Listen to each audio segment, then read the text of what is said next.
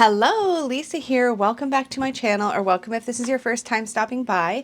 If you are new here, my name is Lisa. I like to make videos here on YouTube all about tarot and divination and all of the things, but I'm also a published author. I have 3 books currently.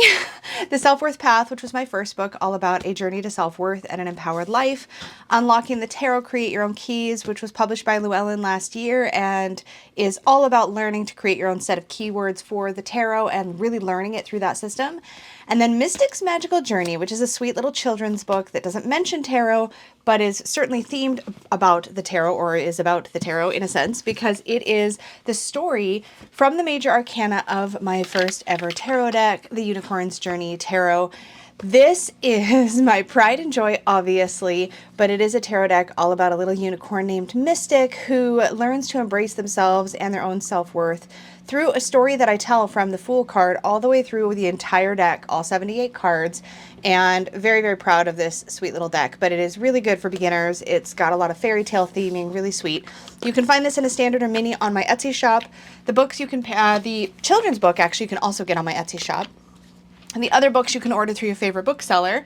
More recently, my wife and I collaborated to create the Sassy Dragons, both in a kind of sweary, more adult-friendly, not safe for work version, and in a classic edition, which is good for everybody. But this is a deck that has the meanings written right on the cards in fun, sassy language, just to make it really easy to work with. So really excited about this. This is actually shipping to our Kickstarter backers this month, and then probably by sometime next month will show up in my Etsy shop as well. But today we are going to be talking about the Craft Felt Tarot by Gianna Lucci. I'm not sure if I think it might be Lucy. I'm not sure how to pronounce it. I'm so sorry. There's a thing with Italian languages and C's, and I always mess it up. But anyways, really excited about this. I backed this deck on Kickstarter, got it in. I've worked with it a bunch. I am absolutely obsessed with it. So today we're going to do a flip through walkthrough of all of the cards. I'm going to share some impressions as we go. But this came in a nice sturdy 2-piece box. It is glossy. There is a bit of extra room in the top of the box, which is not usually something that I love. But if you are going to keep the deck in its box, that gives you a little bit of room if you wanted to add a crystal or a coin or something else in there. But with that being said, that's like probably my only quibble with this deck. The box itself is glossy, as you can see.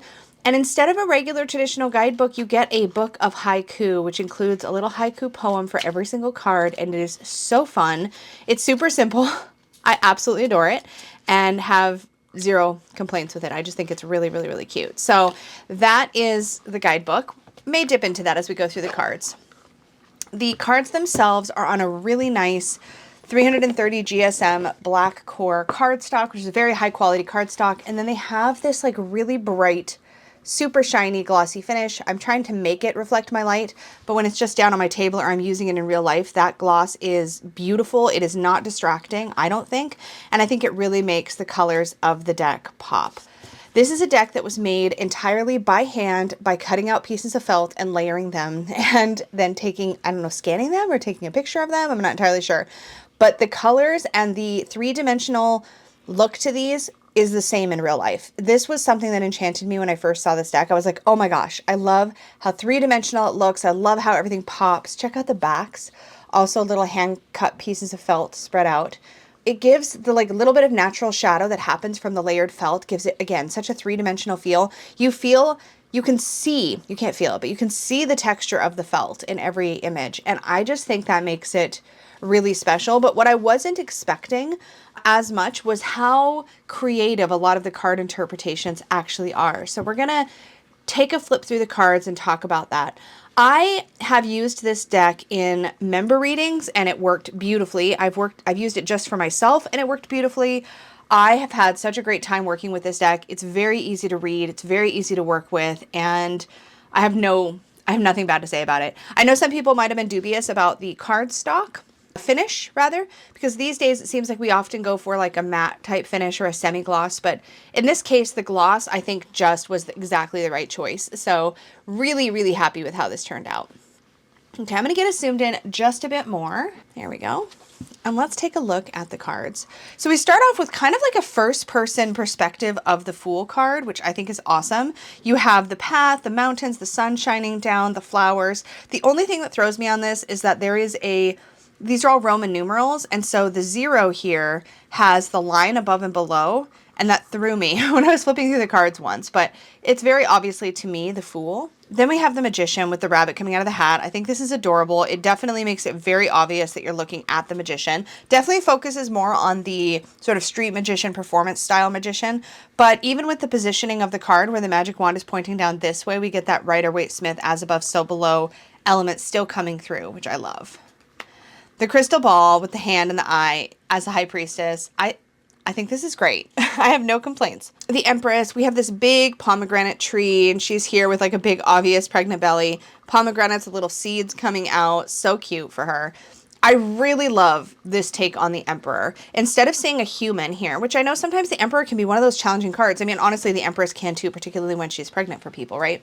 But the Emperor here as a crown over top of a castle, we get that idea of domain, of rulership, of leadership, of authority. We get all of that coming through, but it's just a nice, different take that I think makes it stand out. Love the Hierophant is in this like interpretation with the stack of books, the chalkboard with all of the letters on it, the key, all the necessary symbology here. But again, we're thinking of the Hierophant here more as kind of like higher learning or information that is passed down, not necessarily such a spiritual bent, which is a little bit of a different take. A lot of times in the Hierophant, we're looking at it through a more spiritual lens, but here we have this idea of like passed down of knowledge, which I think is cool. This is just sweet.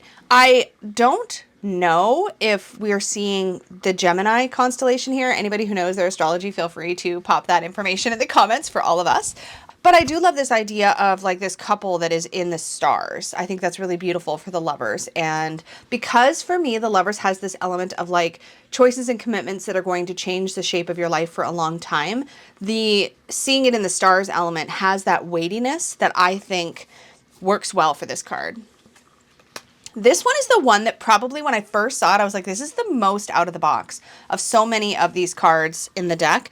And here we have the Chariot, but shown through this angel whose wings are fluttering. We have the dark and the light. We have that duality that we normally see in the horses on the Chariot card. But the focus is on what's happening within the central character. The central character in this card's chakras are all spinning in alignment. They're all perfectly balanced. We see them going all the way up.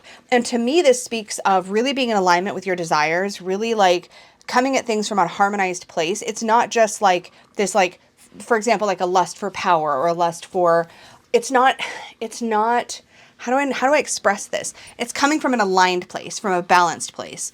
And I think that kind of purpose-driven action is really powerful. So I think it's really great that that's how they chose to illustrate this card. And then we have Strength. I mean, lion, hand, little happy sparklies. I love this. The Hermit, very classic. Love the curling beard. I think that's a sweet take. Not gonna lie, low-key obsessed with the gumball machine as the Wheel of Fortune. I love that we have the little arrows to give us the idea of movement. I love that we also have all 4 seasons represented. If you're somebody that looks to the Wheel of Fortune for that sort of idea of the cycles of nature and how time and change is always happening, but you also have the element of fortune and randomness, right? The idea that like you turn the wheel and you're going to get whatever you get, right? Like that's how life is. I think that's fabulous for the wheel. Then we have Justice. The real standout symbol for me on this card is the mirror. So typically in Justice, we'll see the sword and the scales, but the mirror asks you to look at yourself. Sometimes in the Justice card, we can look outward or we can think it's about other people. And I think this is a really, really cool way to sort of illustrate the concept of accountability with just a few simple shapes. Love Hanged Man floating from balloons. Like, yeah, clearly this person's going to have an amazing perspective. It's awesome. Now we have the butterfly, we have transformation showing in this card. I like this. It's a little happy for death for me. I like to see the sort of weightiness of it, and this is much more freeing. It's a beautiful card. I just feel like it could have gone in a little harder on the theme. And then here we have Temperance. This is neat because a lot of times we see Temperance balancing fire and water. That's where my brain tends to go. But here we have this sort of like wind and water kind of balancing, which is lovely.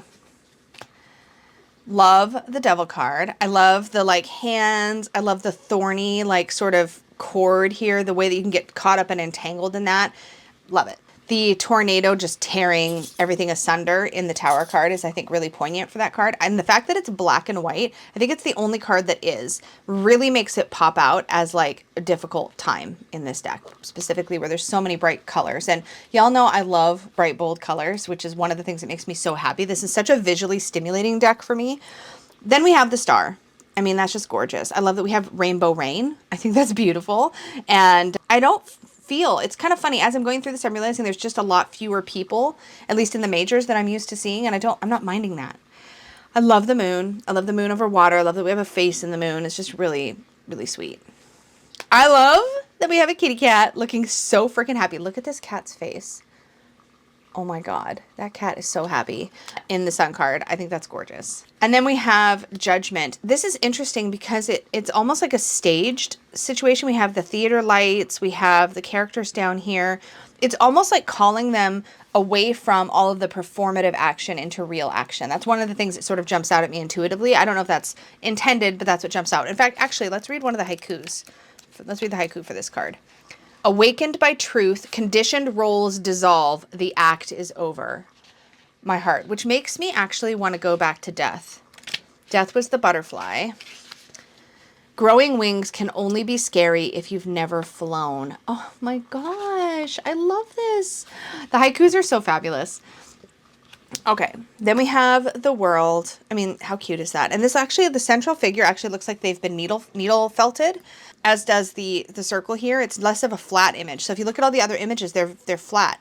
But in the world card, it's coming out much more three-dimensionally as three-dimensional felt work. That to me is very interesting for the world card, which is about that sense of completion. We're popping out from the 2D world into the 3D world, right? There's that sense of like moving to the next phase or having moved to the next phase. Really cool. And then we have 4 constellations, which are probably significant. I'm not very good at recognizing constellations. I think that one might be the water bear, might be Aquarius. I think that one might be Scorpio. I'm not sure. I'm guessing it's going to be the four cardinal signs, but I mean, I don't know. Okay, then we're into the wands. And let's see what the haiku is like for the Ace of Wands. The spirit stirs, remembering what it means to be alive. Oh, I love that. So we're very Rider-Waite-Smith aligned, right? There's not, I wouldn't call it a clone. Like there's a couple cards that are definitely much closer to the composition of the Rider-Waite-Smith, like in this case and like in the Ace. But it does shift in places. Like here we have somebody standing instead of on a high cliff, like looking out over a sea with ships coming in. We see a character looking at all of these modes of transportation kind of moving and flowing, even like a forklift in the front with boxes. There's this idea of like things are in motion, things are going. There's a sense of progression here, which I think is really great. We have the wedding vibes for the celebration party vibes, but it looks like a wedding vibes to me with the white here. But in the 4 of Wands, I think that works great. And these little flowers have so much dimension. The typical battle scene in the 5 of Wands. Love being awarded a medal in the 6 of Wands. And if you don't look, you might not notice at first, but all of these tan shapes in the back, these are all like people, like a big crowd of people. And there's 1, 2, 3, 4, 5 wands all being held up in the background, and then the central figure here accepting their gold medal. So all the symbology is there. It's just done so well. And this is so interesting, the 7 of Wands.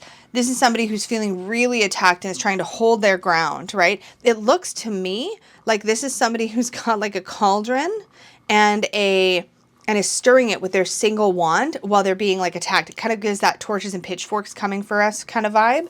And they're holding their ground. They're using their spell book. They're using their magic. They're sort of standing in their power, which I think is really cool.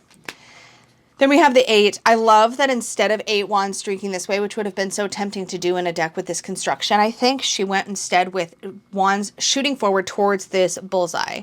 Love it. And we have our 9 of Wands. Lots of little wounds coming through. And our character here struggling with the 10 wands kind of awkwardly in their arms, and there's their destination up there. I love the hair so much in the Page of Wands, and it's so appropriate. I love all the bright colors on all the little leaves and the way that she looks just so excited. That to me is the vibe of the Page of Wands. And I also really enjoy how in this night, I can't remember if all the nights are like this, but in this night, it's really zoomed in on the horse with all the flamey hair, the bold background. Love it. Our queen with bees and sunflowers is on point. She's got her black cat. Like, yes, ticking all the boxes. And then our king with his salamander. And gosh, I love the textured layers so much. It is interesting to me because I know there's another felt deck in the works right now by Jamie Sawyer, I believe. And it looks so intricate and beautiful, but it doesn't have this, to me, this like layered three-dimensional pop effect.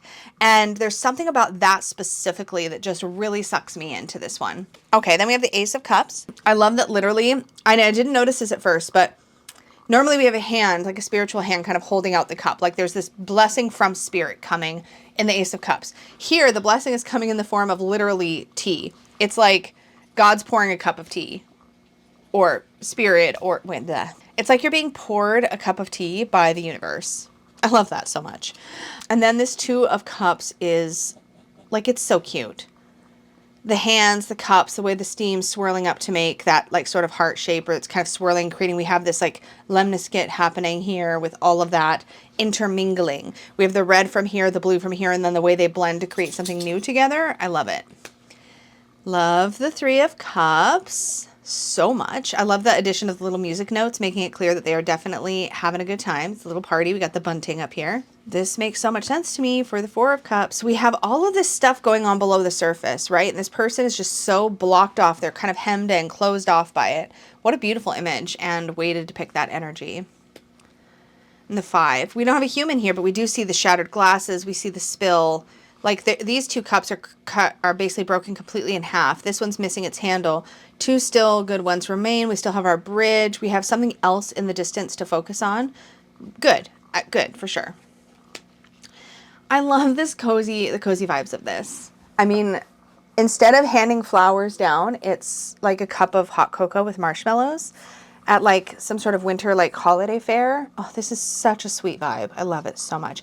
And you can really look at this as though you're looking into a window into a memory, or you can look at it in the present, depending on how you view the card, which I really like.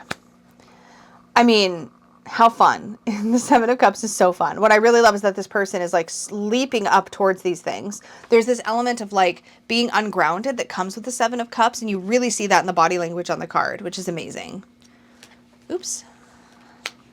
Pretty poignant, I think, Eight of Cups, right? The cups are kind of gray and colorless down here. She's got this bright sort of poppy orange dress on, and it's like the clock is ticking. It's this idea of like there's never a good time to choose yourself, but here she's doing it. It's amazing. I'm so happy with this. So Nine of Cups is one of those cards I often have beef with, especially in ones that try to stay close to the Rider-Waite-Smith, because I don't love the Rider-Waite-Smith interpretation, weirdly, of the Nine of Cups, or at least the way that it often gets retranslated in other decks. But here, the little heart, the feeling of the sort of rainbow colored cups, it seems to me like it's less about the stuff, like the physical items, like the cups, and more about what they represent, the joy, the happiness, the fulfillment. And then we have a beautiful 10 of Cups. I love that we have what looks to be a blended family here. Super adorable. This fish with all its little scales is the most charming thing I think I've ever seen. And the hand holding the cup has these two little rings, one with a little star and one with a little heart. You can almost picture the character that is holding this cup as this little fish pops up and speaks words of love. Like it's so cute. Ah, yes. And so to compare our knights, let's go back to the Knight of Wands. So there's our Knight of Wands. And there's our Knight of Cups. So we have the directionality that I'm used to looking for in the knights is represented here, which is great. And I love that this character is holding like a steaming cup of what looks like it could be tea. I love the heart and the rose and the horse's mouth. We're definitely getting the vibes of the Knight of Cups in this card for sure. Same thing here with the Queen of Cups. She looks like she could be kind of like a High Priestess. It's one thing I look for, actually. We don't actually get a High Priestess like human in the High Priestess card, but the Queen of Cups has a lot of like harmonization maybe with the High Priestess, and so I like to see it. I like that she's embedded in water here. I like that her teapot has a lid on it. There's a lot to read into there, which is great. And our King of Cups is captaining the ship, and these two do look like they could exist in the same sort of world, but their swirls are a little bit different. Hers is water of water. His is going to be air of water.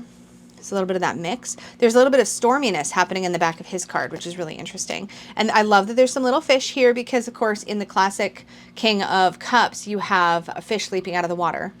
So you get kind of that little reference, that little nod. I love that, again, that he's got the wheel of the ship. I think that makes so much sense for him. Love the bolt of lightning in the Ace of Swords. Because, of course, just like in the Tower card, that bolt of lightning. Do we have lightning in the Tower card in this deck? We might not. Oh, no, there is. The bolt of lightning, to me, is like a big awakening, like a bolt of truth, a bolt of new knowledge, of clarity. And so when you see that brought into the Ace of Swords, it just makes so much sense. At least to me, it does. The Two of Swords, I love these little birds. I'm missing a little bit the obvious water behind her. We're seeing her sort of looking like she's sitting on like a cement or stone sort of bench or something like that. And there's almost like what looks like snow behind her. We're not seeing that body of water. That would be the only beef I have with this. But look at the folds in her gown made by little pieces of felt. That's just amazing. I love that we actually have a human in the Three of Swords. Again, this is another card where it would have been probably really just easier to just do the Three Swords stabbing. But here we see the person behind that pain, right? The person that is having to do all of this processing, who's totally overwhelmed with their emotional experience and trying to learn how to integrate it. The Four of Swords and this like just need for rest, but also a little bit of readiness. I love the crystal cluster here and the dream catcher. How sweet is that? This is one of the cards that really stood out to me. This Five of Swords is so apt because not only does it show our central character with all the swords looking like totally smug and like just like a jerk, you know, but literally who they're stepping on to get where they're going, to do what they're doing. Like that is like a very, very powerful interpretation of that card. It's funny because I feel like decks like this could end up at first glance just looking like it's just a fun concept. Oh, sure, make the deck out of felt. But there's a lot of really creative interpretations through here. Love this. I love that the central figure seems to be rowing their own boat. I do like sometimes when there is that obvious symbol of being helped by another force, another person, something, because there is that idea of like having a little assistance as you move away from rougher waters to smooth. I think that's the only other thing I'm missing here is that visual interpretation that makes it clear that we're moving from rough waters to smooth. The water kind of looks all the same, but that's a small quibble. Here we have the Seven of Swords, and we don't really know what's happening here, but it's like a beach day, and there's just swords laying everywhere, and this person looks like they're taking them, but like at the same time, it's like, should all these sharp objects be among all of these like kids and stuff that are going to be playing in the sand? Like maybe this person's doing a good thing, or maybe they're snatching up people's swords. So be careful what you assume. Here we have the Eight of Swords. This is interesting, feeling like really stuck. This is interesting because a carousel, if something goes round and round and your perspective really only goes so far and the shift is only so significant, you feel very stuck. And that carousel really like, I think illustrates that really beautifully, and that being bound up in that is really interesting. Aw, there's tears. But yeah, you can really tell this is a thought bubble full of swords. So it's very obvious that this character is sitting up in bed and their thoughts are what are stabbing at them, keeping them awake. And then we have the Ten of Swords, which looks exactly like I would expect the Ten of Swords to look. Love that. Page of Swords looks great. And again, we have the Knight focused in on the horse, but like look at the facial expression. So let's just compare again real quick to the other two Knights that we've seen so far. So in the Knight of Wands, just to compare the look of the horses, right?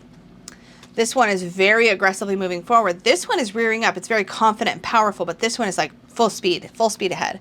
And then if we go to the Knight of Cups, we have a much calmer vibe. Where did you go, Knight of Cups? There you are, right? Like you can definitely feel the energy is so different. And I really like how, I've gotten my cards out of order, but that doesn't matter. I really like how when you're looking at these two, everything has a slightly different border color, which is awesome. Here we have our Queen of Swords with her butterflies and clear thinking. She's like up above the clouds. You get that idea that she breaks through all of the confusion. Our King of Cups, I love this so much. We have what looks like a circuit board shape behind him. A gear on his heart, over his heart space. All of these numbers, a pencil in his hand. Like this is an analyst, right? This is somebody who's going to be able to parse data, understand all the moving parts, like think of the big picture, a strategist. Here we have the Ace of Pentacles. We're really focusing on the gate, on the open door energy of the Ace of Pentacles. Love that. And then the Two of Pentacles. What is on their head? It looks like they've got like a bunch. Oh, I get it now. They're wearing so many different hats all at the same time, which is an interesting phrase that really captures the feeling of the Two of Pentacles. Like you're trying to be the mom and the wife and the friend and the sister and the whatever. Like it's like all these roles you're trying to fill. You're juggling a lot, right? Love that. Then we have the Three of Pentacles. Again, everything I need to see there. The Four of Pentacles, that clutching energy comes through. And the Five with the stained glass window. Love that. The Six. We have a patch on the hand here showing that there's a have-not energy, and all the gold jewelry on this hand showing a have energy and how that's being sort of shared. One of the things I love when I look at this card is the farmer's kind of waiting to see how this is all going to go, like how their harvest is going to turn out. We see deep, deep, deep, deep roots beneath. But something else that catches my attention is, you know, those like things you do as a kid. This looks like it's meant to be like a birch tree. It's really beautiful.